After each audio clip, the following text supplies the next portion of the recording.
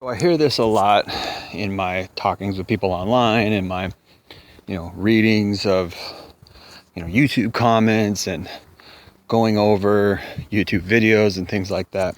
I always come across people who say, we need to go back to traditionalism. We need to go back to how things were in the 1940s, 50s, 60s, and things like that. And this can be a tempting thought.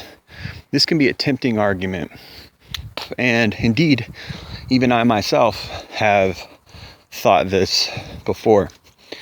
But there's a couple fundamental problems with why traditionalism won't work. Why going back to before second and third wave feminism, to the time when, men were the real leaders of the household, men were the breadwinners, women cooperated with men in helping the household succeed, raising the children, bearing a great deal of responsibility in raising the children and keeping house. Okay, that's a tempting thought. Like, why can't we just do that? Why can't we just go back? Well, there's several big, unfortunate reasons why traditionalism won't work. Really, there's three main ones. The first thing is feminism. Okay, feminism has really subversively brainwashed a lot of young women beyond reparation. They won't be able to be cured from the years and years they've had the wrong type of thinking. I don't think you're going to cure women from that. I don't think that women are even in a position to be cured from that. I don't think women are even in a position to be ready for anything like that. I don't think they would even agree to it, first of all. So feminism, the damage that second and third wave feminism specifically, not the 1920s feminism, I'm talking about the 1960s and the 1990s feminism, has been the biggest damage to our society as a whole, okay? Period. That damage, I don't believe is repairable insofar as this generation is concerned. I believe most women are so negatively affected by that, and the damage is so done that I don't think you're going to be able to pull that back or repeal any of that. I think we're going to have to wait for the next generation and try to do better with them. And unfortunately, that means there's going to be a lot of negative families, a lot of bullshit,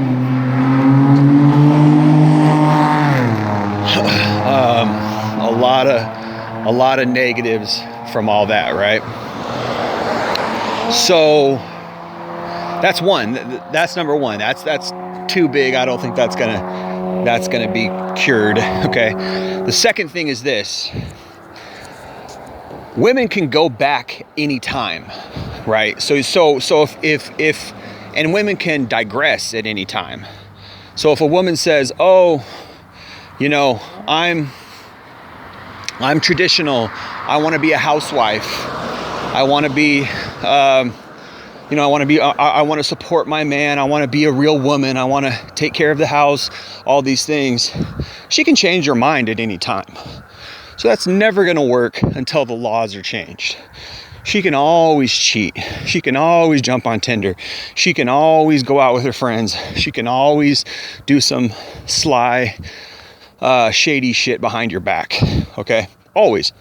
So you're always going to have that fear unless we take the state out of it. Now, I'm not saying people shouldn't have welfare. I'm not saying people shouldn't have social safety nets, but for the state to totally be able, for a woman to totally be able to replace a man in her life with the state, she's never going to fully respect men in that scenario. She's never going to fully respect her role as a traditional wife and mother when she can always fall back on the state.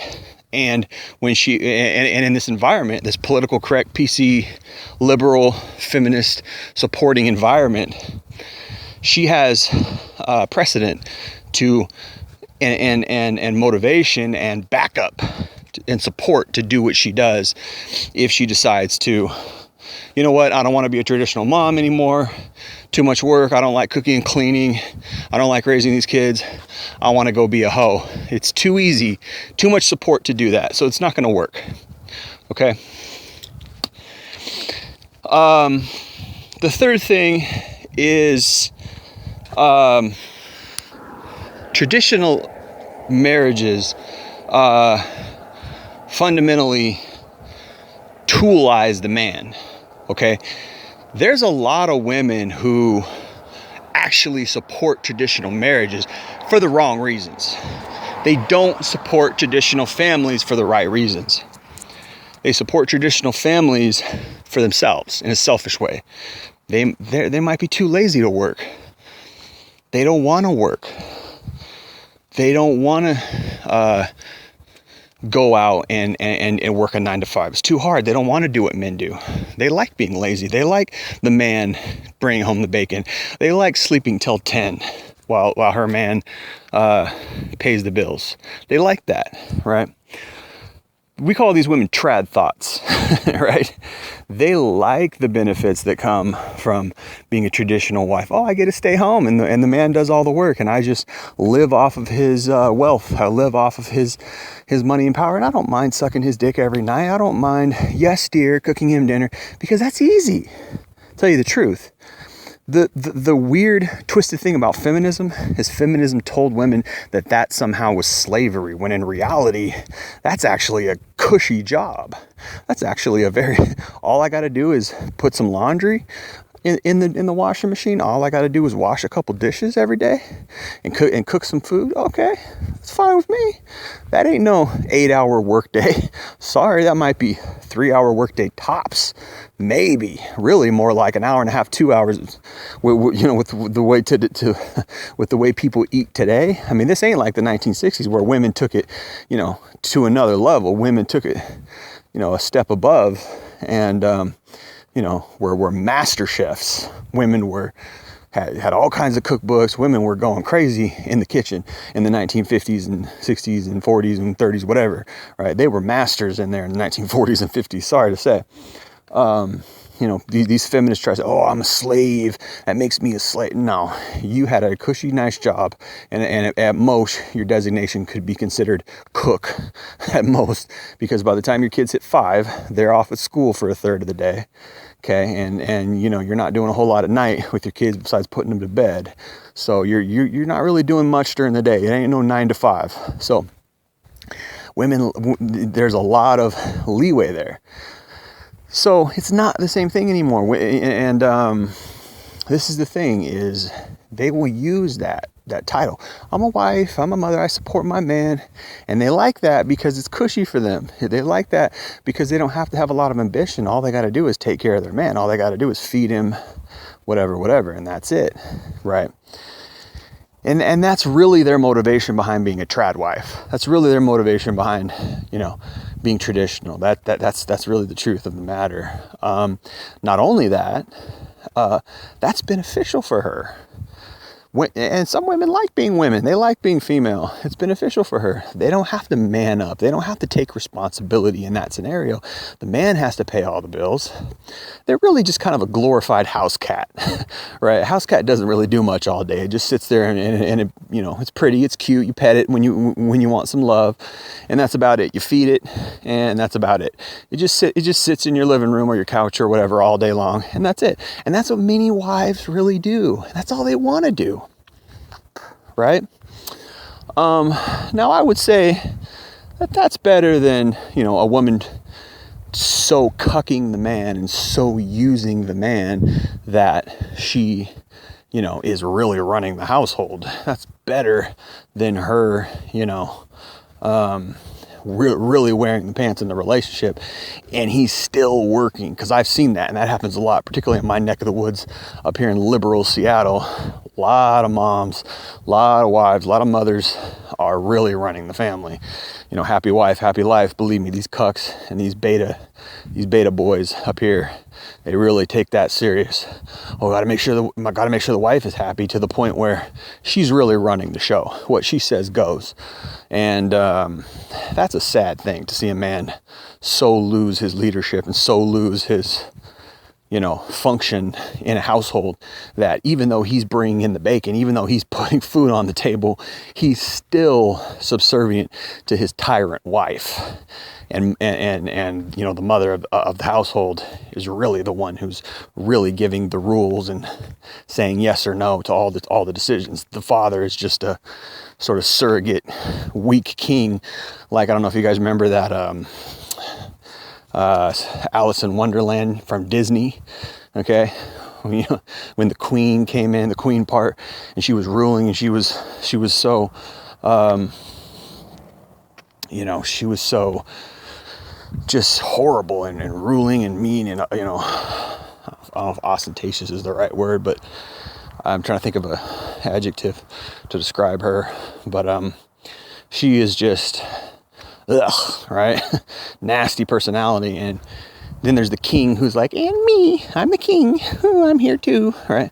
He's definitely playing second fiddle, to even give him too much credit. He's barely playing second fiddle. He's just a cowering figure in the matriarchal kingdom. And I've seen that happens, man. So I will say that traditional relationships are better than that. At least the guy is leading. At least he's running the show financially. At least he makes the decisions. Okay, I'll give those relationships that much credit. But again, in a traditional, in that type of traditional relationship, if the man doesn't have money, there's no relationship. If he doesn't support and bring home the bacon and pay the mortgage, there's no relationship. Of course, that's how it is really in general anyways. But again, that type of relationship is contingent upon him being the breadwinner, right? He's the king, which I would say that's a better scenario. Again, that's a better scenario than what we have today. But, also again, she's using him. She is sort of leeching off of his success. She's living vicariously through him. He provides her the lifestyle that she wants. Now, women want this anyways. That's hypergamy. That's what women really want anyways. But the point I'm saying that is because these trad women, these, I'm anti-feminist, I support the red pill. These women who are like covertly coming into the red pill and, I support what you guys are saying. I agree with you. Woo, woo, woo. You're a chameleon. You're only doing that because you want the benefits from the man working. You want the benefits of the patriarchy. You might actually believe in the patriarchy, but you want the benefits of it. You want to use it for your own good, which is it's a sly thing, right? So that's why traditionalism won't work. Traditionalism won't work on those bases. It's too easy for a woman to just at any time, she can decide, you know what, I don't want to be traditional anymore. I want to go be a hoe. And then that's it. Marriage over, life over, family over, right? That's it. And she could take half your shit. It's too risky. It's too risky. So no, we can't just go back to traditionalism. There has to be changes in legislation. There has to be real equality, not just this bullshit. Yeah, we're all equal. Yeah, but except when it comes to the family courts, except when it comes to alimony payments, except when it comes to child support. Right? All that is unequal. There's all kinds of inequalities. Women have more rights than men. Women are more privileged than men in society today. Why? Because they've leveraged, they've successfully used feminism to play the victim to such an extent that society puts them on a pedestal. They've manufactured their own type of matriarchy, their own type of rulership. And through monopolizing the sexual market. 100%. So no, traditionalism is not the answer. The answer is genuine equality. The answer is genuine transparency, genuine accountability, right? Women have to be held accountable for their actions, just like men are. If you want real equality, that has to be the case. You can't date up. You can't date linear and upwards. You can't be hypergamous and try to say there's equality, because that's not how it works, right? That's not genuine equality. If there's real equality, then you would have no problem working a job and taking care of a man, because that's what men do. We work jobs and we take care of women. Sorry to say. And in turn, again, women will hopefully do housework and raise our kids and cook for us, right? But there is no obligation in society for a woman to work. A woman's worth is not based on her ability to work. Sorry to say. Now, unfortunately, a lot of their worth is based on how pretty they look, and that needs to change. I would agree with that, and many women have a problem with that, particularly less attractive women, because they're shit out of luck. They can't manipulate men through their beauty. They have to go work. They can't manipulate society by saying, "Oh, I'm so pretty, look at me, so therefore give me free shit." They can't do that like other pretty women can. So they have to work. So I would agree that that's not going to work either. That's not a quality thing. The worth of a woman should not be based on how pretty she is. It should be based on her genuine accomplishments, her genuine character. If you want to be equal with men, that's how it's got to be, because a man's worth is based on the quality of his career, based on the fact that he can take care of based on the fact that he can provide for his family. That's where our worth is. Of course, even I have a problem with that. It should be on our character, not how much money we make. A guy who works at 7-Eleven might be a much more honest and quality human being than a guy who works as a CEO in a law firm. We don't know, right? We don't know what these people do behind closed doors. We don't know how much they lie. We don't know, how much each person is, the quality of their character, right? It's just in our society, because we are so materialistic and we are so greedy and really a base society that puts the wrong things on a pedestal. We judge people by how much money they make. Oh, this guy makes a lot of money, therefore I respect him and I think he's a great person. Meanwhile, he might be a shitty person. He might be a really mean person, or a big liar, or neglect his children, or whatever, right? So really, human beings should be judged on the contents of their character, right? Not how much money they make, or not, how much they provide, and blah, blah, blah. Okay, it just so happens that as a man, you're expected to do that in society, but women are not expected to do that. So there can never be equality until those things get fixed. Whether you eradicate and totally transform and revolutionize the way men are viewed, men need to be viewed by the contents of their character, not by how much money they make. Until you do that, then we can never be equal. Men and women can never be equal until women, say, hey, well, if we judge men based on that, why aren't women judged based on that? I should be judged based on my career too, or whatever. So that would be a start. At least recognize that that's what it is. But I don't think they will, because there's too much benefits in playing victim. There's too many benefits to be female. Oh, all I gotta do is be a female. I got a pussy. I got a cute face. I expect the world. I expect to be a basketball wife. I expect to be rich simply because I look good. And women know this. This is why it's nearly impossible for an average guy to get laid with a hot woman today. Because, again, there's a dollar sign on pussy. Women are selling themselves. Women have successfully commoditized themselves in the sexual market and in the dating and marriage market. They have successfully put a dollar sign, on themselves, on their sex and on their intimacy, and on what they have to offer society and men, which is sex. And they've done it themselves. So anytime a woman says, oh, I don't like being objectified, then stop objectifying yourself. You did it. Okay. You did it. So women have done that, and they've probably arguably been doing that for centuries. That probably is arguably one of their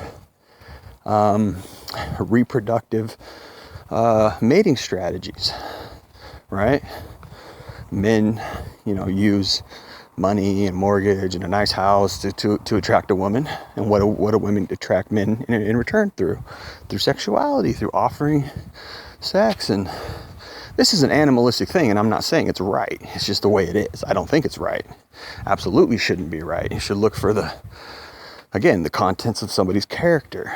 You should look for somebody having a quality character, somebody being a good person, somebody having chemistry with it, you can get along with. These are the quality things, the right things that you're supposed to be looking for.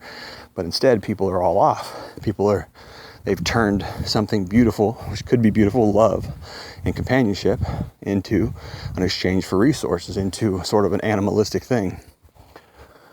So, again, I don't think traditionalism will work. I don't think that that it's possible in today's day and age. Or I'm not saying it's not possible, but I'm saying that this is why, if everybody just went back to traditionalism, why it wouldn't work, based on those reasons.